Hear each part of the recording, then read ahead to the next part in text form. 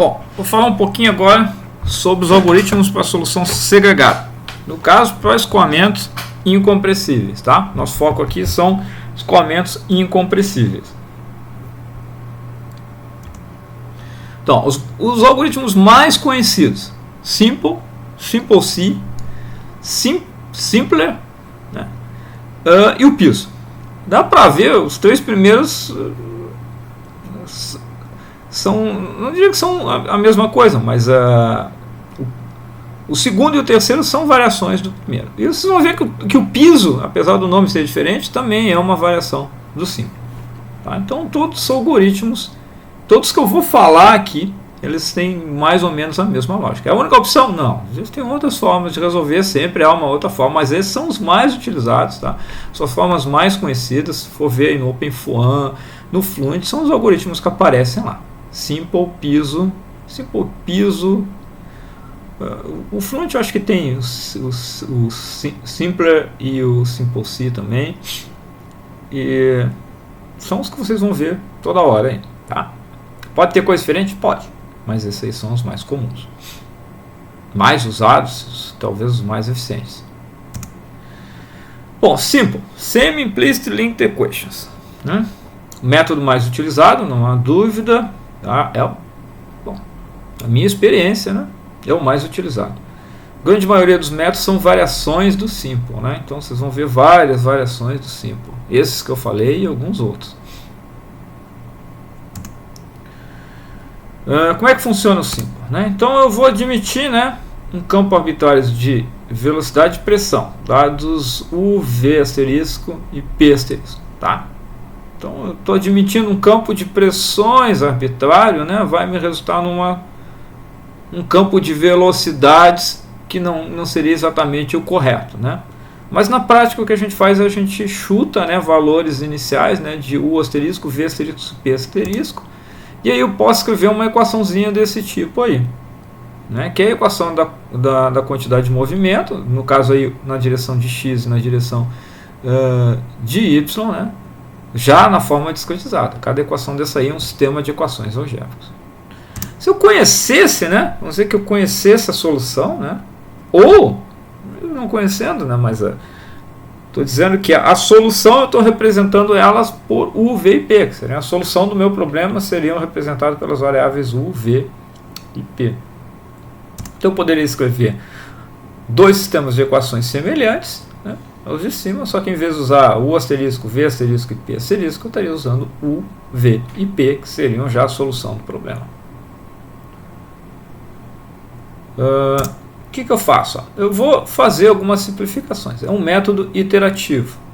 Então, as simplificações, elas vão... conforme você vai iterando, não é a simplificação vai desaparecendo. No caso aqui, eu vou assumir que os coeficientes são constantes, porque os coeficientes que eu calculo na primeira iteração vão ser diferentes dos coeficientes que eu vou calcular na segunda iteração. Mas quando eu chegar na solução, né, eu estou iterando. Né? Calculo os coeficientes, calculo U, V e P. Calculo os coeficientes, calculo U, V e P.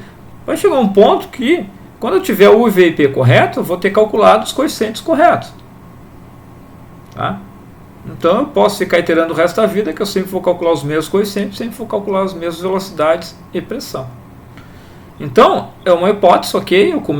Isso é algo que me viabiliza a solução do problema. Tá? Então, eu vou assumir os coeficientes constantes e o termo fonte também. Tá? Então, eu vou escrever a equação supostamente com a solução correta. Eu vou subtrair dessa a solução chutada, né? A equação com os valores chutados, os asteriscos, né, de velocidade, no caso aí na direção de x. Né? E vou obter uma equação que é a soma, né, algébrica, no caso a subtração desses dois. Tá? Como os coeficientes são constantes, né, então eu posso fazer essa soma. Aqui, ó, isso aqui vai ser zero, né, porque eu assumi que esses caras eram constantes, então vai desaparecer. E aí tem uma simplificação no método Simple, tá, que não tem grandes explicações, é uma simplificação que no final não vai importar, né, é de você não utilizar esses termos aqui. Notem que não importa, porque quando o problema, eu vou iterando. Quando eu alcançar a convergência, realmente isso não vai importar, porque o U vai ser igual ao U asterisco, consequentemente o ANB vai ser igual ao ANB, deveria ter um asterisco aqui, mas é que eles são constantes, né, como eu estou falando aqui, mas então esses dois termos vão desaparecer, então ela não afeta a minha solução, tá? Melhor, ela afeta a solução, né, o caminho para me chegar no resultado, mas ele não vai afetar o meu resultado final. Então eu fiz feita essa simplificação no método simples. Aí a equação fica com essa carinha aí. Vamos ver se eu fiz nada errado. Acho que não. Copiada de um para o outro. Não, ficou isso aí mesmo. De forma semelhante, né, não vou repetir essa equação para velocidade na direção de x, né, que seria o u. Para v, teria uma equação semelhante. Aqui está até escrito lá no livro, né, esse coeficiente AP aqui é diferente desse coeficiente. Tá? Mas como a solução é segregada, e por uma questão de simplicidade, a gente não está fazendo distinção aqui, para não complicar as coisas. Tá? Aqui eu assumi que eles eram constantes, mas notem, as duas são equações de quantidade de movimento na direção de U. Aqui já é quantidade de movimento na direção de V. Então esse AP aqui é diferente desse aqui. Tá? Por simplicidade, estou representando com o mesmo símbolo. Tá? Então eu tenho duas equações aqui, uma para velocidade em U e outra para velocidade em V. Note que é uma correção, né? O correto menos o meu chute. Seguindo aqui, tentando organizar as ideias, né? Vamos agora escrever o campo de pressões P como a soma de um campo aproximado, que foi que a gente chutou, mais uma correção, que eu vou chamar de P'. Então eu estou definindo o meu P dessa forma. Algo que eu chutei e o que eu não sei, né? Que seria a correção. Posso escrever em forma de ΔP, né? Vai dar no mesmo. E posso organizar, ó. A correção é ΔP menos ΔP asterisco. Buscando de volta as duas equações que eu acabei de mostrar para vocês, ó. Notem que essa parcela aqui, ó, ΔP menos ΔP asterisco, vai ser o ΔP', que seria a correção. A mesma coisa para a equação de V, eu vou chegar a uma equação semelhante. Esses carinhas aqui a gente chama de equações de correção para as velocidades. Quando eu mostrar o algoritmo aí, vai ficar meio óbvio por que a gente chama de equações de correção. Tá? Então eu tenho a correção, a nova velocidade, que é calculada em função da velocidade anterior, né, da iteração anterior, e uma correção aqui que depende da temperatura, de uma temperatura, um P' aqui que é uma correção também. Tá? Esse cara aqui é chamado de correção para a pressão. Tá? Então eu estou destacando aqui, ó, nos slides, estou guardando em vermelhinho aqui o que eu vou usar no algoritmo daqui a pouco. Bom,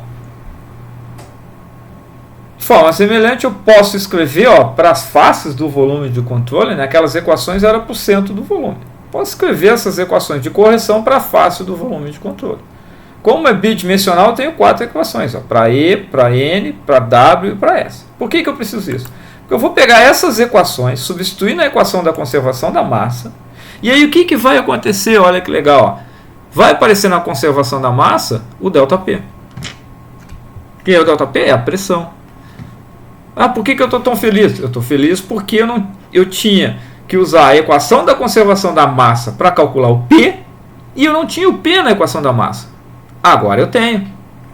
Né? Eu usei essas velocidades corrigidas em função da pressão para gerar uma equação. Né? Eu não substituí aqui, né? Fica de tarefa aí vocês substituírem aqui, juntar essas coisas aqui, e eu vou ter uma equação para P'. Não é exatamente uma equação para pressão, mas uma equação para correção da pressão. Tá certo? Que é o meu P'. Então, ó, equação de correção para pressão. E o algoritmo? Ó, então vamos lá. O início, eu vou arbitrar o asterisco, V asterisco P, P asterisco, né? Vou resolver as equações do movimento, aquelas lá, ó, que eu escrevi elas em função, né? Eu vou arbitrar, eu preciso chutar, na verdade, né? Se vocês forem ver, tanto no livro do Malisca como no Mara Siqueira, ele diz que a gente arbitra um campo de pressões, né, para calcular o campo de velocidade. Tá? Por quê? Porque eu preciso forçar um campo de pressões para que eu possa ter um campo de velocidade. Na prática, eu também preciso arbitrar o campo de velocidade para poder resolver o sistema, né? Então, esse arbitrar do campo de velocidade tem a ver com a solução do sistema de equações algébricas. O método, do ponto de vista conceitual, eu estaria arbitrando, chutando um campo de pressões para poder calcular um campo de velocidades. Mas no algoritmo eu preciso chutar as velocidades também, U, V, P. Então, chutei U asterisco, V asterisco, P asterisco, né, para montar essa equação. Aí eu consigo resolver ela, então vou ter valores melhores de U, V, né? O P não é calculado aqui, eu vou calcular U e V com essas equações. Tá? Aí eu vou corrigir, vou poder, já que eu tenho U asterisco e V asterisco, eu vou ser capaz de montar a equação de correção para pressão, vou resolver a equação de correção para pressão, vou calcular a correção da pressão, que é o P', e aí eu vou atualizar a pressão e as velocidades, corrigindo. Então, essa aqui são a pressão calculada, a velocidade em U calculada, em X calculada e a velocidade em V calculada. Estão certas? Não, na primeira iteração não está certo. Se você achar a velocidade correta já na primeira iteração, deleta o código e começa de novo. Nunca dá certo na primeira iteração. Né? Então, obviamente, eu vou ter que ficar iterando, né, até que eu consiga a velocidade correta, as velocidades corretas e as pressões corretas.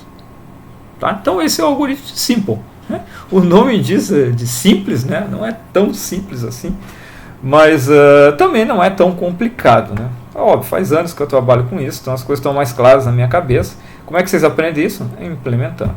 Tá?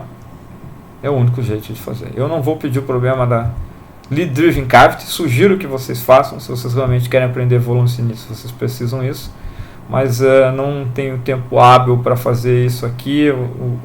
O grupo é muito heterogêneo, então infelizmente eu não posso pedir. Mas esse seria, para fechar o curso de volumes finitos, o ideal seria fazer o Lead Driven Cavity, que é o problema da cavidade quadrada, que a gente chama em português. Porque aí vocês usariam o Simple, por exemplo, com todas as velocidades e coisa. Bom, mais um pouquinho.